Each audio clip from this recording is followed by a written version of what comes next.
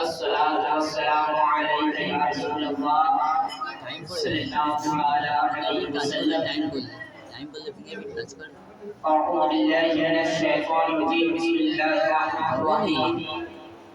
قال الله تبارك وتعالى في القرآن المجيد والفرقان الحميد: قل إن الفضل بيد الله يؤتيه من يشاء.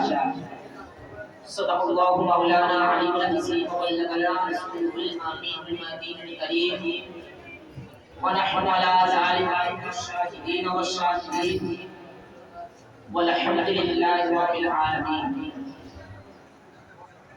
খুব অল্প সময় ইনশাআল্লাহ তাআলা এই সময়ের মধ্যে আমি যে আয়াত করেছি ওর উপরে বক্তব্য করে কিছু ব্যাখ্যা দিয়ে আপনাদেরকে বোঝাবার চেষ্টা করব। আসুন কিছু বলার এবং শোনার পূর্বে সেই রাসূল পাক সাল্লাল্লাহু তাআলা আলাইহি ওয়াসাল্লাম কে হাজির ও নাজির জেনে সকলে মুহাম্মদ সাল্লাল্লাহু আলাইহি মুস্তাফা করি। আল্লাহুম্মা সাল্লি আলা সাইয়্যিদিনা মাওলানা মুহাম্মদ ওয়া আলিহি সাল্লাল্লাহু আলাইহি ওয়াসাল্লাম আলাইহি ইয়া রাসূলুল্লাহ সাল্লাল্লাহু তাআলা আলাইহি ওয়াসাল্লাম। আমি পবিত্র কালামুল্লাহ থেকে একটি আয়াত তেলাওয়াত করেছি। আল্লাহ তাবারক ওয়া তাআলা কোরআনে মজিদে জিনিসে আমাদের জন্য ফয়সালা দিয়েছেন। আজ আমরা যে মাহফিলে এসেছি আলহামদুলিল্লাহ সকলেই জানি হুজুর গৌস পাকের মাহফিল।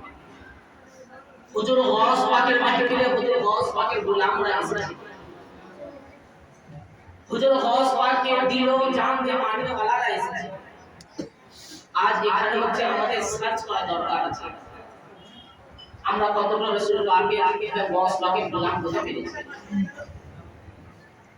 আমরা যখন নিজের মাদ্রাসা থেকে বের হই পুরো আসার জন্য আমরা প্রত্যেককে নিজের মোবাইলকে দেখছিলাম চার্জ আছে কি, যদি চার্জ না থাকে ভালো করে চার্জকে ফুল করে যাতে সেদিন পরে যাওয়ার পরে ওখানে মোবাইল ইউজ করার পর আবার যেন এখানে ফিরে আসতে নিজের বাড়িতে যেন ফিরে আসতে যেই বিমানটা যে বুদ্ধিটা আমরা মোবাইলে লাগিয়েছি সেটাকে এখানে ফিরে আমরা এসেছি সারা বছর কি হয়েছে জানা না, আজ খানকা পাকে এসেছি, প্রিয় মুর্শিদের দরবারে এসেছি,